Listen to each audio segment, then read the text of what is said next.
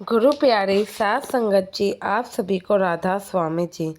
संगत जी, सतगुरु जो कि हमें दुख दे सकते हैं तो दुख ले भी सकते हैं। ये तो बस उनकी रहमतों की बात है और हमारे विश्वास की।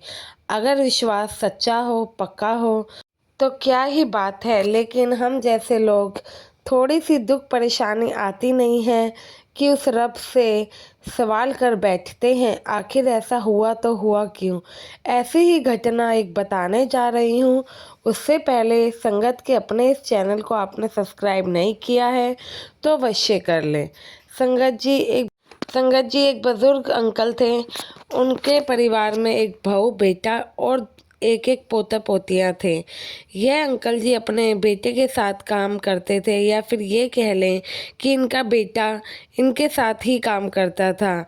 यह दोनों पिता और बेटे दुकान चलाते थे और इनका एक बड़ा सा आलीशान घर भी था। एक दिन की बात है जब ये दोनों घर वापस आते हैं। उस समय रात के 8 बज रहे थे। रास्ते में आते हुए उन अंकल जी की स्कूटर पंचर हो जाती है, तो वे घर आते हैं और अपने नौकर को कहते हैं कि मेरी स्कूटर पंचर हो गई है, तो मैं दुकान के पास वाले ही मैकेनिक को देके आया हूँ। तुम समय से जाकर स्कूटर उठा लाना, ये ना हो कि दुकान बंद हो जाए और हमें स्कूटर कल लेना पड़े। ये बात सुनते ही नौकर घर से निकल गया और अंकल जी अपने बेटे के साथ फ्रेश होकर सोफे पे बैठ गए। सोफे पे बैठे ही थे कि अंदर वाले कमरे से बहुत तेज की आवाज़ आती है। जिस आवाज़ को सुनकर घर के सभी लोग भागे चले आते हैं। वो जाकर देखते हैं कि अंदर कमरे में उनकी पोती के हाथ में कांच लग गया था और उसको बहुत ज़्यादा चोट आ गई थी। और इनका पोता पोती अंदर कमरे में खेल रहे थे। खेलते खेलते खिड़की का कांच टूट गया और कांच का एक टुकड़ा उनकी पोती के हाथ में घुस जाता है और वह ज़ोर ज़ोर से रोने लगती है। ये देखकर सभी घर वाले घबरा जाते हैं। जब ये देखते हैं तो इन्हें कुछ समझ नहीं आता है। कांच हाथ से ज़्यादा ही अंदर चला गया था और किसी डॉक्टर के पास जाने की ज़रूरत थी। ज़्यादा देर ना करते हुए इन्होंने अपनी पोती को गोद में उठाया और सब लोग इतना घबरा गए थे कि सबके सब कार में बैठकर डॉक्टर के क्लिनिक की तरफ चले गए। जब वे क्लिनिक में गए तो डॉक्टर ने कहा कि आपका इलाज यहाँ नहीं हो सकता है, इस बच्ची को तो हॉस्पिटल लेके जाना पड़ेगा क्योंकि कांच ज़्यादा अंदर तक जा चुका है और इसकी सर्जरी करनी पड़ेगी। और सर्जरी की जो कि सुविधा है ये तो हमारे क्लिनिक में अवेलेबल नहीं है। तो ये लोग वहाँ से अस्पताल की तरफ चले जाते हैं। वहाँ डॉक्टरों ने एक छोटे से ऑपरेशन या फिर सर्जरी के बाद कांच को बाहर निकालते हैं, हाथ पर दवाई भी लगा देते हैं। इन सब कामों करते करते रात के 11 बज गए, कब पता ही नहीं चला। ये सब लोग जब वहाँ से निकलते हैं और घर को आते हैं, लेकिन रास्ते में ही इनके पास इनके एक पड़ोसी का फ़ोन आ जाता है और वह जो बताते हैं, ये उनकी बात सुनकर ये सारे के सारे घर वाले बहुत ही ज़्यादा हैरान और परेशान हो जाते हैं।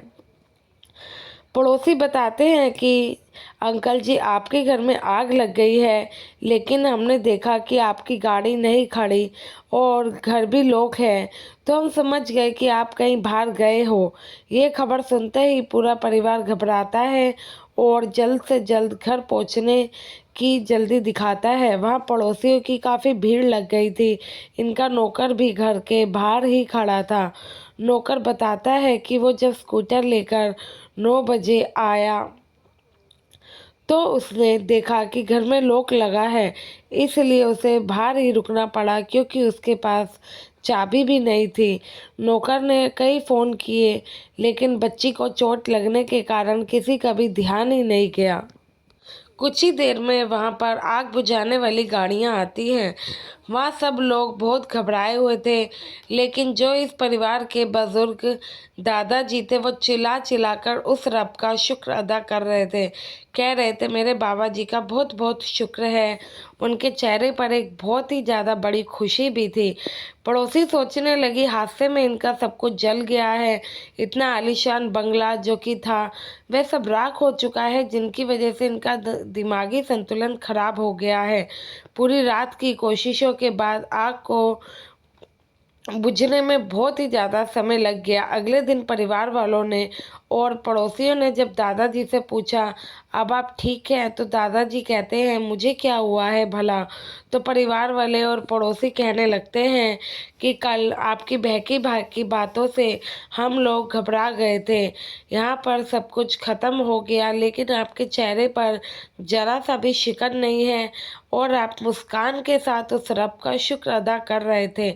तो संगत जी, दादाजी ने जो बताया वह हम सबके लिए बहुत ही बड़ी सीख है। वैसे भी बड़े बुजुर्गों की बातों को हमें ध्यान से सुनना और समझना चाहिए, क्योंकि जिन बगीचों के माली नहीं होते हैं वे पेड़ ऐसे ही रह जाते हैं। आगे दादाजी कहते हैं कि बेटा, अगर हमारी स्कूटर पंचर ना होती तो हम अपने नौकर को स्कूटर लाने के लिए कभी ना भेजते, और अगर हमारी बच्ची को चोट ना लगती तो हम हॉस्पिटल भी किस लिए जाते। ये इतना बड़ा हादसा होना तो हमारे परिवार के साथ लिखा ही हुआ था, लेकिन बाबा जी ने इस हादसे को इतना छोटा बना दिया कि जिसकी कोई हद नहीं है। इस हादसे को होने से पहले हमारे सदगुरु ने स्कूटर पंचर करवा दी और फिर नौकर को भी किसी न किसी बहाने से घर से बाहर निकाला, जिससे कि उसकी जान को भी कोई खतरा ना हो। फिर हमारी बच्ची को एक ऐसी चोट दी कि हम सब घबरा गए और सबके सब बच्ची को लेकर अस्पताल में पहुंच गए और पीछे से ये हादसा हो गया। सोचो, अगर हम रात को घर में सो रहे होते और हमारे घर में ये हादसा होता तब हमारा क्या हाल होता? क्या हम बच पाते? लेकिन क्योंकि हम बाबा जी की शरण में हैं तो बाबा जी हमारा कभी बुरा नहीं चाहेंगे। हाँ, हो सकता है हम पे मुसीबतें आए, लेकिन ये बड़ी बड़ी मुसीबतों को कई ज़्यादा पीछे छोड़कर आएंगी, क्योंकि बाबा जी हमारे हिस्से की जो मुसीबतें होती हैं उनको ख़त्म कर देते हैं। उन्हें हमसे ज़्यादा ही हमारी चिंता है। दादाजी कहते हैं, सिर्फ कुछ लाख रुपए का ही सामान हमारे घर में जला होगा। सामान तो हम फिर से खरीद लेंगे, लेकिन अगर हम राख हो जाते तो हमारा क्या होता? दादाजी का बात का मतलब परिवार को समझ आ ही गया। संगत जी, जब हम किसी पर भी विश्वास करते हैं वह हमारे विश्वास को ज़रूर कायम करते हैं, तो वह शक्ति भी हमें हर मुसीबत से बचा लेती है। कैसे यहाँ सदगुरु ने अपने परिवार की रक्षा करी, और इस साखी से हमें काफ़ी कुछ सीखने को भी मिलता है। सबसे बड़ी सीख तो ये है कि जब हम मालिक की भजन बंदगी करते हैं, उन पर विश्वास करते हैं, तो मालिक हमारे हिस्से में आने वाले बड़े से बड़े हादसों को छोटी मोटी घटना में बदल देता है। और दूसरी की ये कि चाहे हम किसी भी हाल में हों, उस रब का हमेशा शुक्राना अदा करते रहो, क्योंकि जो उसने हमें दिया है हो सकता है वह कईयों के पास ना हो, या फिर जो हमारे पास है वह हर किसी के पास नहीं होता है। इसलिए उससे शिकायत करने की कोई ज़रूरत नहीं है। साथ संगत जी, आशा है आपको ये साखी अच्छी लगी होगी, और संगत के अपने इस चैनल को सब्सक्राइब जरूर करें। कमेंट में राधा स्वामी भी अवश्य लिखें। गुरु प्यारी साथ संगत जी, आप सभी को राधा स्वामी जी।